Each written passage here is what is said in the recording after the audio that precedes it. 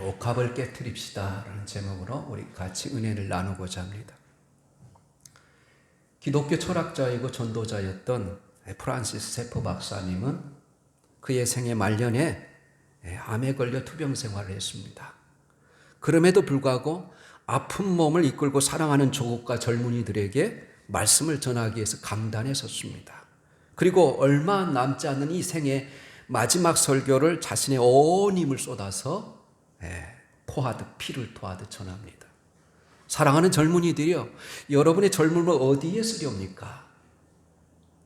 행복한 삶을 사는데 인생의 목표를 두고 계십니까? 예수 믿지 않는 사람들도 행복을 추구하며 그것을 목표로 살고 살아갑니다. 그러나 예수님을 믿는 사람들은 달라야 하지 않겠습니까? 지금 우리들의 문제는 바로 행복만을 구하고 거룩함을 구하지 않는 데 있습니다. 이렇게 말했어요. 여러분, 행복이라는 것은 영어로 해피니스라고 합니다. 이 해피니스라는 이 행복이라는 단어는 happen, 우연히 일어나다라는 이 동사에서 파생된 단어입니다. 그렇다면 우리들의 인생의 목표가 우연하게 일이 잘 되고 우연하게 돈이 잘 벌리고 우연하게 성공하는 것이 되어야 하겠습니까? 예수님이 이 산상수훈에서 복을 말할 때 그 복은 행복이라는 해피니스가 아니라 블레싱이라는 단어를 쓰고 있습니다. 이 블레싱이라는 단어는 블리드, 피를 흘리다라는 단어에서 나왔으며, 그러므로 우리 참 행복은 예수님께서 십자가에서 우리를 위하여 피를 흘리심으로 우리를 구원하신 그 은혜를 참으로 알고 깨닫게 되는 그 기쁨과 감격을 참된 행복이라 할 수 있습니다.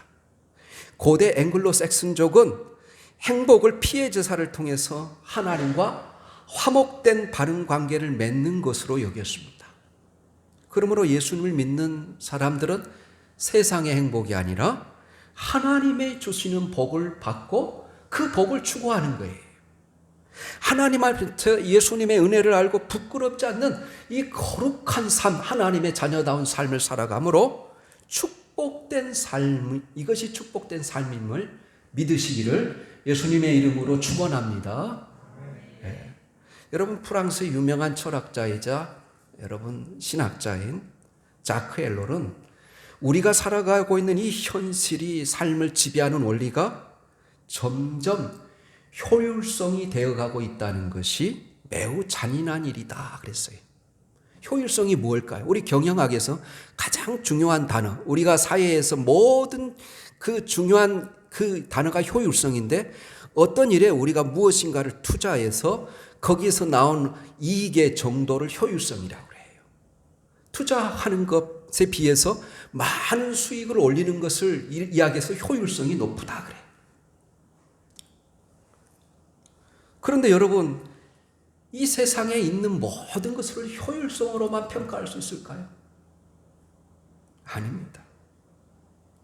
여러분, 효율성으로 평가할 수 없는 일들이 많이 있습니다. 사랑이 그렇습니다. 희생이 그렇습니다.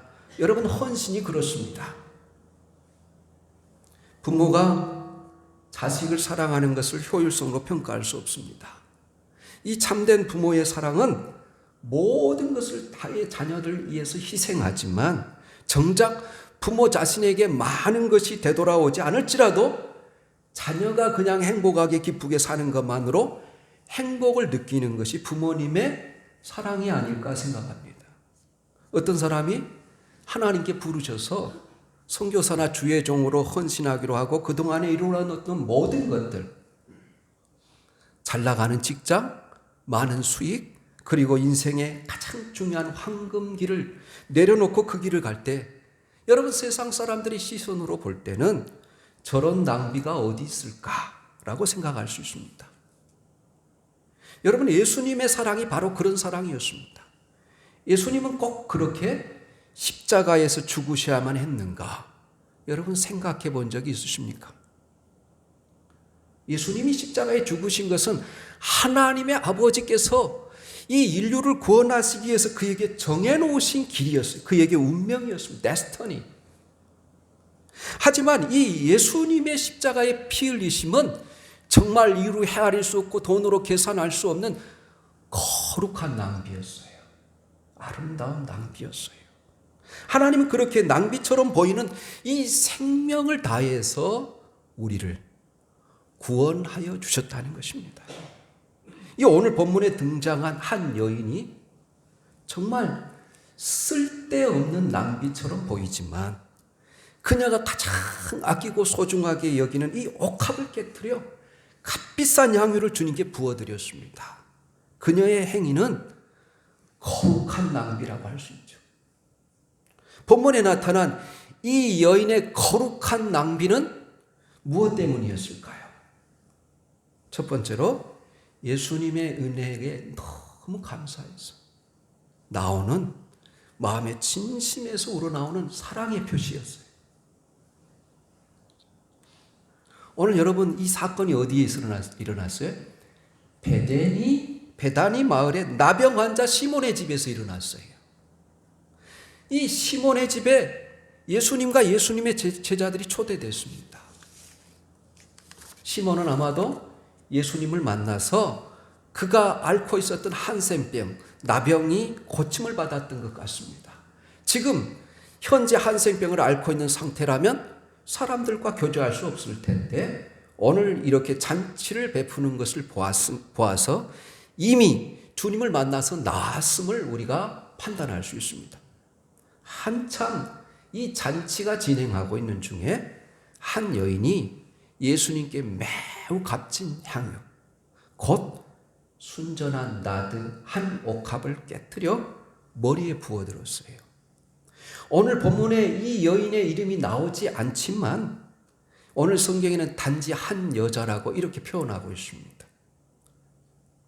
그런데 요한복음에 의하면 요한복음 12장에 기록된 똑같은 내용이 바로 나사로의 누이로서 마르다와 그 동생인 마리아라고 밝히고 있습니다. 재밌는 것은 어떤 학자들은 이 시몬은 과연 누군가? 여러분 나사로도 죽은 지 사흘 만에 살아난 나사로도 알겠고 마르다도 알겠고 마리아도 알겠는데 이 시몬은 도대체 누굴까? 그래서 많은 사람들이 이 신학자들이 추적하기를 아마도 이 나사로와 마르다, 마리아의 아버지였을 가능성을 제기하고 있습니다. 오늘 이 복음에 보면 요한복음에 따르면 이 잔치를 위해서 마르다는 열심히 부엌에서 음식을 준비하고 있었어요. 또 여러분 마리아뿐만 아니라 얼마 전에 죽었다 살아난 나사로도 거기 있었어요. 이렇게 그들이 초대된 것을 볼 때 나병 환자 시몬과 아주 가까운 관계였음에 틀림없다는 거예요. 분명한 것은 여러분 요한복음 11장이 뭡니까? 죽은 나사로를 주님이 다시 살리시는 사건이에요. 그리고 12장에 나사로를 오라비로 두었던 마리아가 옥합을 깨뜨려 부은 사건을 기록하고 있기 때문에 이 잔치의 목적은 얼마 전 이 나사로가 죽은 지 사흘 만에 다시 소생한 것을 축하하기 위해서 베풀어진 나사로의 소생 기념 감사 잔치라고 붙일 수 있습니다. 마리아는 매우 귀하고 값비싼 인도산 향유 나드를 예수님의 머리에 부었습니다. 요한복음 12장 5절에 의하면 또 오늘 본문에 의하면 오늘 본문 5절에 의하면 바로 300데나리온으로 기록하고 있어요. 여러분 당시 노동자의 하루의 품삯이 1데나리온이었어요. 그러면 300데나리온이라는 것은 1년 품삯을 여러분 쉬는 날을 빼고 1년 품삯을 그대로 저축한 금액일 것입니다.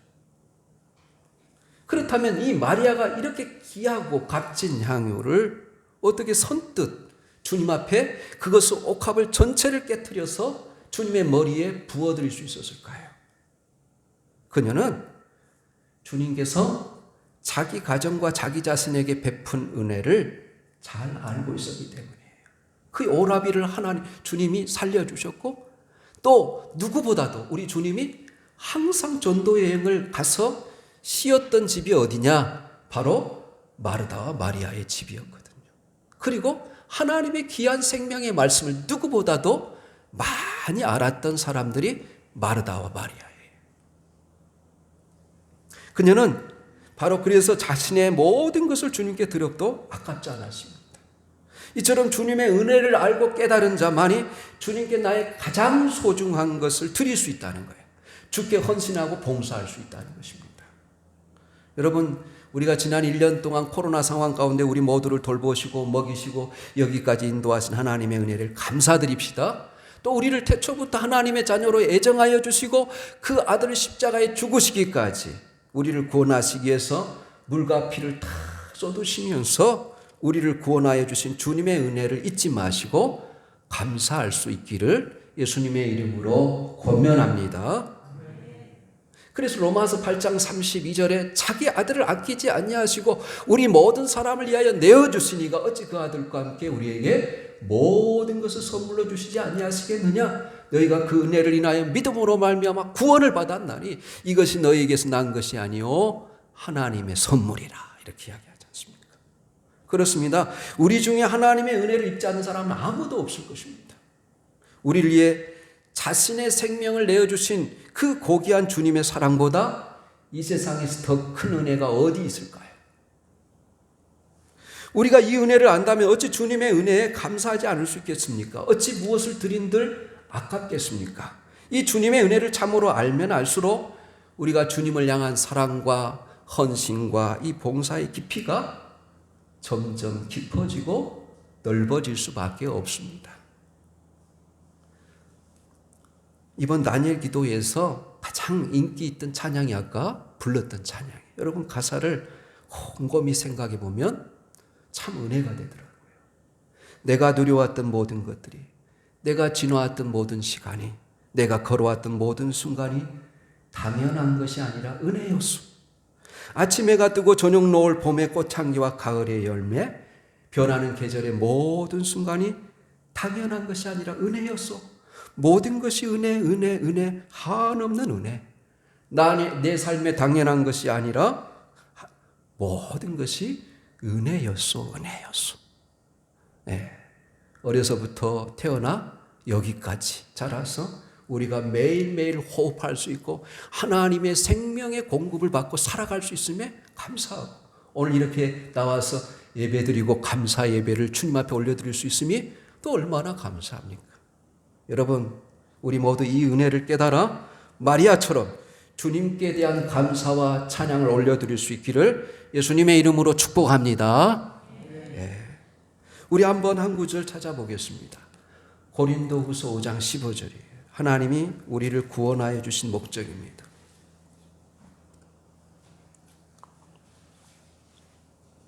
우리 같이 읽겠습니다. 시작. 그가 모든 사람을 대신하여 죽으심은 살아있는 자들로 하여금 다시는 그들 자신을 위하여 살지 않고 오직 그들을 대신하여 죽었다가 다시 살아나신 이를 위하여 살게 하려 하심이라. 그래서 우리 주님이 우리를 다시 살려주시고 하나님의 자녀 삼으시고 구원의 은혜에 감사하며 우리가 주님을 위해서, 주님의 영광을 위해서 살아가는 거예요. 오늘 예수님의 머리에 향유를 붓자 그 향유는 예수님의 발등상으로 흘러내렸습니다. 복음서마다 다 틀려요. 머리에 부었다는 표현이 있고 어떤 데는 발에다가 부었다는 표현들도 있고 다 틀립니다. 그래서 이 여인은 자기가 아끼고 소중하게 여기는 머리카락으로 바로 예수님의 발을 씻습니다. 그동안 하나님 주님이 베푸신 은혜가 너무 감격해서 눈물을 흘리며 바로 예수님의 발을 씻었습니다. 이러한 놀라운 장면을 보면서 그런데 감사하지 아니하고 이런 놀라운 장면을 보면서 자극을 받지 않고 동기부여를 받지 않고 비난하는 사람들이 있었어요. 오늘 이 여인이 예수님의 발을 씻어내는 이 표현을 많은 사람이 예배라고 이야기합니다. 예배라고. 예. 우리 오늘 본문의 4절 5절에 보면 어떤 사람들이 화를 내어 서로 말하되 어찌하여 이 향유를 허비하는가? 이 향유를 300데나리온 이상에 팔아 가난한 자들에게 줄 수 있었겠도다 하며 그 여자를 책망하는지라 이렇게 말하고 있어요. 어떻게 이런 고급 향유를, 여러분 그 값비싼 향유를 이렇게 한순간에 예수님의 머리에 부어서 낭비할 수 있느냐? 차라리 그것을 팔아 가난한 자를 도와주는 것이 더 낫지 않겠느냐? 그리고 마리아를 책망하는 겁니다. 그런데 여러분 요한복음 12장에 보면 이 여인을 이렇게 비난하는 대표적인 사람이 누구였느냐? 가룟 유다였어요. 그 당시에 노동자의 1년 품삯에 해당된 돈을 한순간에 쏟아버린 것으로 생각하고 차라리 그것을 가난한 사람을 구제할 수 있지 않겠느냐? 여러분 얼마나 이성적이고 설득적인 이야기입니까? 그러나 예수님은 그의 마음의 밑바닥에 숨겨져 있는 의도를 하셨어요. 요한복음 12장 6절에 보면 이렇게 말하면 가난한 자를 생각함이 아니요 그는 도둑이니 돈깨를 맞고 거기 넣는 것을 훔쳐감이라 이렇게 돼 있어요. 그리고 오히려 누구를 칭찬하십니까? 예수님은 오히려 이 여인의 편에 서서 이 여인의 행동을 칭찬하는 거예요. 그것이 오늘 6절입니다. 예수께서 이르시되 가만두라. 너희가 어찌하여 그를 괴롭게 하느냐? 그가 내게 좋은 일을 하였느니라. 예수님은 그녀가 내게 좋은 일을 하였도다 라고 말씀하셨습니다. 사실 우리말은 좋은 일이라고 번역했지만 영어나 원문의 표현에 의하면 아름다운 일이라 이렇게 돼 있어요. 여러분 표면적으로 보면 그녀는 지극히 큰 것을 낭비했습니다. 그러나 주님은 이 여인의 아름다운 낭비, 거룩한 낭비, 그 바로 자기의 장례식을 미리 예비한 것이라 그러면서 칭찬하는 거예요. 왜 아름다운 일이라고 했을까요? 그 동기가 주님의 은혜에 감사하면서 마음으로 우러나온 사랑에서 비롯됐기 때문에 아름다운 것이라 그렇게 이야기하는 거예요. 여러분 사랑의 동기는 언제나 계산을 초월하는 것입니다. 사랑하는 사람을 위해서 무언가를 줄 때 계산하지 않습니다. 사랑하는 사람을 위해서 우리가 쏟은 시간을 낭비라고 생각하지 않습니다. 사랑하면 사랑하는 사람과 함께 있는 시간도 쏟은 물질도 아깝지 않습니다. 한밤을 같이 지새우고도 더 함께 있지 못해 아쉬워하는 것이 사랑이지 않습니까? 그를 위해 어떤 것을 소모해도 낭비라고 생각하지 않습니다. 그래서 사랑은 때때로 사람을 눈멀게 하는 것이죠. 모든 대가를 초월하게 만듭니다. 사실 가룟 유다와 제자들은 합리적인 주장을 했지만 그의 마음 깊은 곳에 이기적인 마음이나 계산적인 마음에서 생각했기에 자기에 있는 것을 헌신하지 못했다면 이 여인은 주님을 참으로 사랑하고 그 은혜를 알았기 때문에 진심에서 나오는 사랑으로 모든 계산을 초월해서 바로 그 값비싼 향유를 부어드릴 수 있었어요. 여러분 주님이 내게 베푸신 은혜에 대해서 우리가 감사하는 마음을 가짐으로 정말로 우리 마음 진심에서 우러나오는 사랑을 우리가 예배 때마다 드릴 수 있기를 예수님의 이름으로 축복합니다. 두 번째, 예수님께 이 낭비에 가까운 그녀의 행동을 칭찬하시는 이유가 8절에 또 있어요. 8절에 보면 그는 힘을 다하여 내 몸에 향유를 부어 내 장례를 미리 준비하였느니라. 이렇게. 그녀는 내가 주님을 어떻게 기쁘게 해드릴까? 돈으로 선물할까? 말로 기쁘게 할까? 그런데 생각만 하고 거기에 그치지 않고 무엇을 해드릴 줄 생각하는 그 순간 마리아는 깊숙이 감추어둔 옥합이 생각났을 것입니다. 어쩌면 그 옥합은 마리아의 결혼 준비를 위해서 소중하게 장만해 두었는지도 모릅니다. 그렇지만 이 소중한 옥합을 가지고 와서 주님의 머리에 깨뜨려서 부었어요. 이 결정적으로 중요한 순간, 결정적으로 중요한 단 한 사람을 위해서 향유를 쓰고자 할 때 옥합의 중간 부분을 깨뜨려서 전부를 붓는 거예요. 여러분 그러면 옥합은 다시는 다른 목적으로 쓰일 수 없습니다. 오직 이분에게만, 오직 주님에게만, 주님을 위해서만 옥합을 깨뜨리고 향유를 부었던 것입니다. 사랑하는 주님께 최선을 다해서 자기의 모든 것을 드렸던 이 마리아의 헌신의 마음이 여러분 이해되십니까? 그것은 그녀의 모든 것이었고 최선이었다는 거예요. 오늘 여러분 표현에 의하면, 우리 주님의 표현에 의하면 힘을 다해서 주님 앞에 드렸다는 거예요.